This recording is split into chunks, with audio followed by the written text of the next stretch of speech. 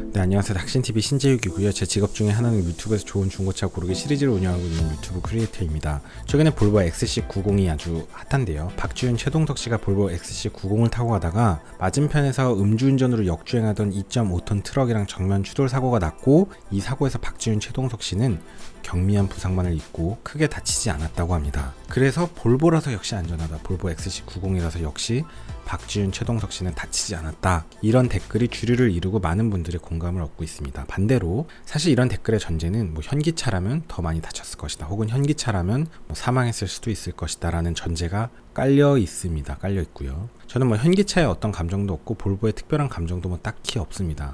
이런 댓글들을 보면서 드는 저의 생각에 대해서 지금부터 말씀드리도록 하겠습니다. 박지윤, 최동석 씨가 과연 볼보라서 덜 다쳤는가? 과연 볼보라서 살았는가?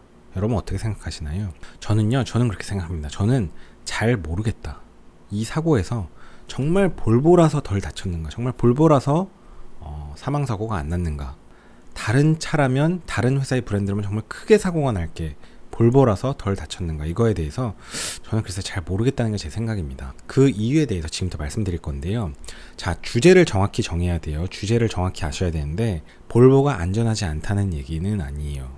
볼보가 안전에 관해서 굉장히 철학이 있는 회사고, 안전에 관련된 옵션을 옵션으로 따로 빼지 않고 다 기본 장착하기도 하고, 안전에 관해서 각종 테스트를 과감없이 하고 있어서 다른 브랜드보다 안전에 대해서 확실히 좀 더 신경을 쓴다는 거 인정합니다. 그래서 볼보가 다른 타사 브랜드보다 그래도 조금 안전할 거다라는 생각은 저도 하고는 있어요. 지금 그 얘기를 하는 게 아닙니다. 볼보가 안전하지 않다 이런 얘기를 하려는 게 아니고, 오늘의 주제는 과연 박지윤, 최동석 씨 이 사고에 한정돼서 딱 요 케이스 사고에서 이게 정말 볼보라서 그렇게 덜 다친 거냐, 그거에 대해서 좀 얘기를 하고자 합니다. 전혀 다른 주제예요. 이 사고에 대해서 볼보라서 덜 다쳤느냐에 대한 저의 생각은, 저는 사실 잘 모르겠다는 게 저의 생각이고, 사실 저는 속으로 생각하기로는 볼보가 아니었어도 비슷한 급의 차를 탔다라면 거의 비슷했을 거다라는 게 저의 생각입니다. 비슷한 차가 뭐가 있을까요? 제네시스 GV80 같은 거 타고 가다가 똑같은 사고가 났다면, 박지윤, 최동석 씨가 똑같은 곳에서 똑같은 속도로 똑같은 차량과 똑같이 충돌을 했더라면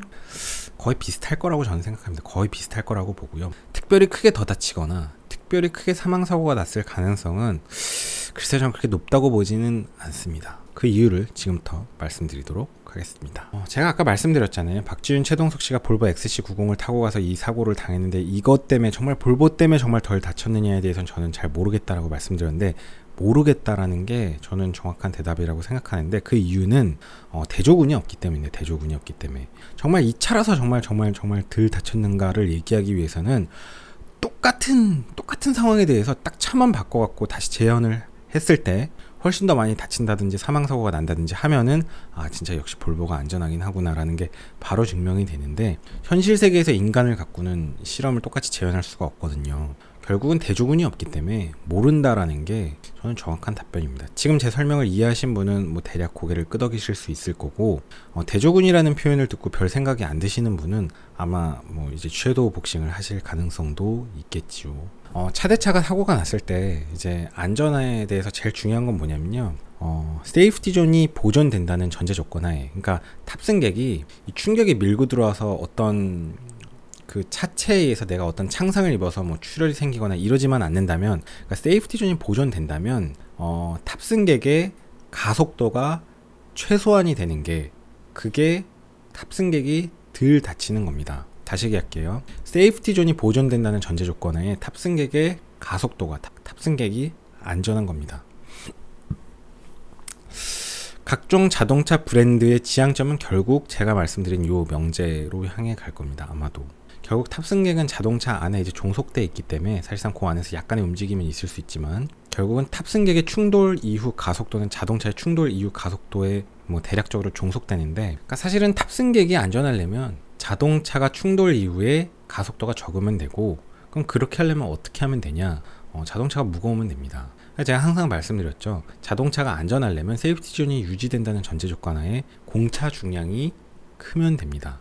이제 물체가 서로 부딪히면요, 이건 자연 법칙이기 때문에 볼보라고 거스를 수 있는 게 아니에요. 물체가 서로 부딪히면 충격량을 똑같이 공유하고요, 똑같은 충격량을 받았을 때 두 물체는 서로의 속도 변화는 서로의 질량에 반비례합니다. 뭐 절대적으로 각각의 물리량을 갖고 하는 게 아니고 서로의 질량에 반비례하는 거에 비례해요.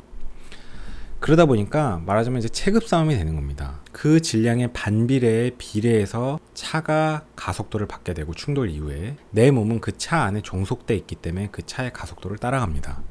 물론 안전벨트라든지 혹은 에어백이라든지 이런 것들이 접촉 시간을 늘려줌으로써 그 안에서의 가속도를 조금 더 줄여주는 이제 역할들을 하는데, 그거는 큰 변수는 아니고 훨씬 더 큰 변수는 차량 자체의 가속도입니다. 이제 보니까 XC90이랑 부딪혔던 차가 3.5톤 트럭이에요. 근데 저도 뭐 뉴스를 대충 보니까 3.5톤 트럭이 뭐 짐을 그렇게 많이 실은 건 아닌 것 같아요. 3.5톤 트럭이 짐을 많이 실으면 5톤까지 되거든요. 제가 추정컨대 아마 3.5톤 트럭이 짐을 안 실었을 것 같습니다. XC90 공차 중량이 2.2톤이에요. 탑승객 무게를 이제 무시할 수 없어요. 그래서 뭐 한 0.1톤 이상 늘어나니까 XC90 무게가 아마 2.3톤에서 2.4톤 정도 됐을 겁니다.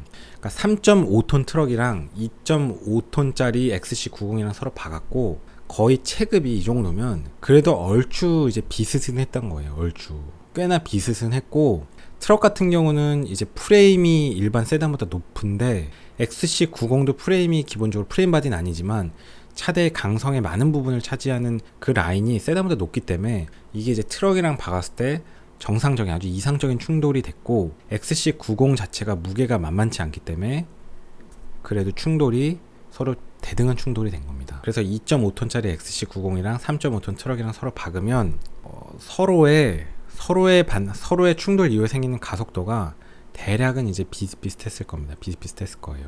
그래서 이게 완전 탄성 충돌이 아니기 때문에 충돌에 의해서 흡수되는 에너지를 일부 이제 날려먹고 나머지 에너지를 이제 각각이 받게 되는데, 그 각각에 튕겨나갈 때의 속도는 서로의 무게에 반비례한데 무게가 얼추 비슷하니까 서로 비슷한 속도로 튕겨나갔을 겁니다. 근데 만약에 XC90이 아니고 아반떼였다면요, 아반떼는 무게가 이제 1.2톤 정도 되니까요 3.5톤 트럭이랑 비교하면 대략 거의 3배 차이 나죠.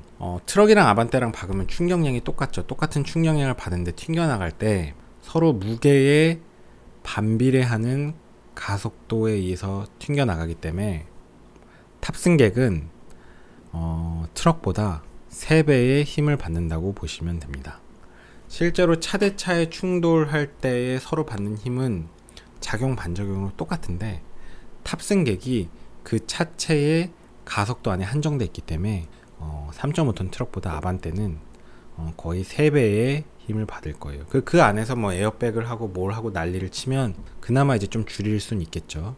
근데 그 역할이 그렇게 크진 않을 것 같습니다. 일단 공차 중량 빨이 되게 커요. 공차 중량 빨이. 차체가 찌그러질 때 이상적으로 잘 찌그러지면 에너지를 많이 흡수합니다. 두 대가 서로 각각의 에너지를 갖고 부딪히는데, 흡수하는 에너지가 많으면, 그러니까 좀 비탄선 충돌을 잘 유발하면 사실은 그래도 좀 안전할 여진이 있습니다. 그러니까 최대한 비탄성 충돌을 하면서 세이프티 존은 보존이 되고, 그러면서 공차 중량이 무거우면 거기서 이제 게임 오버가 된다고 보고, 그 이후에 여러 가지 잡기술들이 이제 탑승객을 마지막까지 그 자동차 개 안에서의 가속도를 좀 줄여주는 방향으로, 뭐 사실은 사람이 이렇게 튀어나가서 앞에 핸들에 박을 때 에어백이 터져서 박는 속도를 느리게 해주는, 그것도 역시 가속도를 줄이게 하는 거죠. 그러니까 결국은 제가 말씀드린 그 안에 한정되는데, 이 전체의 아주 큰 변수는 결국 공차 중량이다.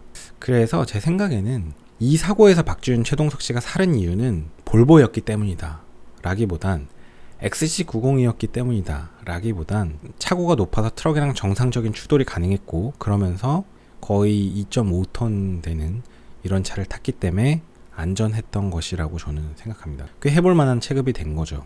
볼보였어도 뭐 1톤짜리 볼보 타고 있었으면 뭐 아마 훨씬 더 많이 다쳤거나 사망사고가 났을 겁니다. 뭐 볼보에 대해서 특별한 악감정도 없고 볼보가 뭐 안전한 차가 아니다라는 것도 아니지만, 이 사고에서 박주윤 최동석 씨가 경미한 부상을 입었던 거는 차고가 높아서 정상적인 추돌이 가능했다는 점, 그리고 차체의 공차 중량이 상당했던 차기 때문에 3.5톤 트럭이랑 박았을 때 이제 해볼 만한 게임이었다라는 점, 이게 훨씬 더 중요한 거고, 그 외에 볼보 철학에 의해서 조금 더 이제 잘 가다듬어져서 그나마 조금은 더 덜 다쳤을 수는 있겠다. 그런데 그게 마치 볼보라서 이 모든 게 이루어진 것처럼 얘기하는 건, 글쎄 저는 그건 좀 개인적으로 좀 의문입니다. 제 생각엔 뭐 제네시스 GV80이나 뭐 이런 비슷한 차를 타고 갔으면 아마 비슷했을 것이라고 생각합니다. 저는 그렇게 생각해요. 오늘도 긴 영상 봐주셔서 감사합니다. 수고하셨습니다.